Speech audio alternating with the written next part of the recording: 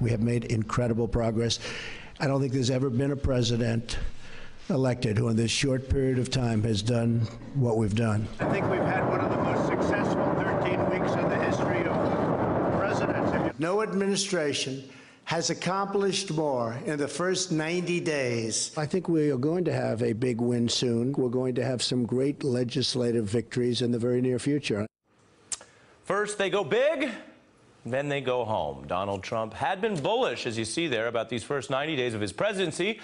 But now, bracing for an actual policy review of his record, Trump is packing it in. Friday, announcing, quote, "No matter how much I accomplished during the ridiculous standard of the first 100 days, and it has been a lot, including Supreme Court, media will kill." This afternoon, he told reporters the looming assessment of his 100 days doesn't matter, and was asked about his claim that he would get tax and health care reform done in short order. You're going to do health care and tax reform?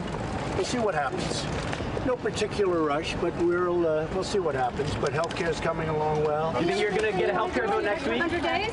No, doesn't matter if it's next week. Next week doesn't matter. You got that? It doesn't matter next week, and 100 days doesn't matter either, except for when it does. Politically, there may be something superficially appealing about this kind of rhetoric. If nothing really matters, if no deadline is real, then we can all just chill. And if you like the president, you don't have to obsess over how he's doing or when he's even doing it. You can just sit back, lay in the cut, and trust that things will someday happen.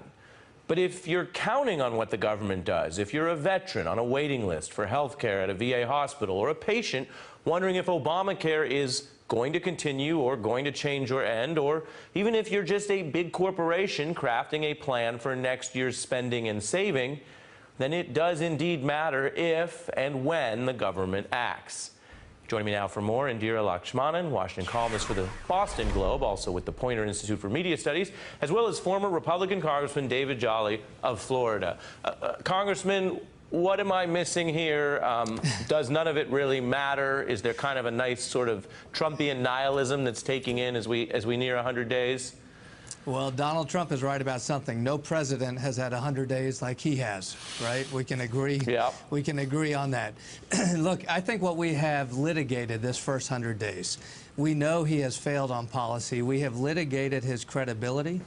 And honestly, I think the country is suffering a bit of a fatigue from a president we know we can't believe. You know, we have litigated and probably reached a verdict that clearly the president suffers from narcissism. He suffers from not being able to tell the truth. But at some point, we have to decide on his policies. And that will include health care, foreign policy, taxes, and we will see what happens. Look, Bill Clinton brought in David Gergen in May in the first year of his administration, and he reset his term. What does Donald Trump do? Because the first 100 days have been a failure. Well, I mean, you talk about staffing. It's been pointed out many times. Steve Bannon thinks he can't be removed because he's the populist heartbeat. The other key advisors are family members who would be really awkward at the dinner table if they're removed. How do you see, David, that he can do that, and also speak a little bit about them always moving the ball? Here's President Trump at the Treasury Department there. Sure. He had previously promised that he would reveal a tax plan within several weeks of February. That deadline's come and gone, and now this. We'll be having a big announcement on Wednesday having to do with tax reform. The process has begun long ago, but it really formally begins on Wednesday. Do you believe that? No. Look, the President of the United States is lying about policy. He's lied about health care. He's lying about tax reform. Tax reform is no easier than health care. When you get into marginal tax cuts, winners and losers, it is akin to when you talk about Medicaid cuts in health care. There's no way the president with zero credibility can sell this, and he has a hard time on his hands right now. I will tell you, I hate to say this, but the smartest people in the White House right now are probably Jared and Ivanka. It is nepotism. It is not right. But when you talk about Bannon and the other political people around Trump, the fact is the only adults in the room, the moderates, the centrists, frankly, Democrats, are Jared and Ivanka. And I think in the long term, he is going to have to rely on them. He is a family business person. And that is what it ultimately will come down to for setting policy. Indira, what do you think? I think that the president is right about one thing, which is that the 100-day standard is an arbitrary and silly standard, and it's been applied to all presidents since FDR. But you know, FDR actually did something in the first 100 days. You know, he obviously did some pretty significant things with Social Security and the New Deal, and ever since then we've been trying to judge presidents by the same yardstick, but it is kind of silly.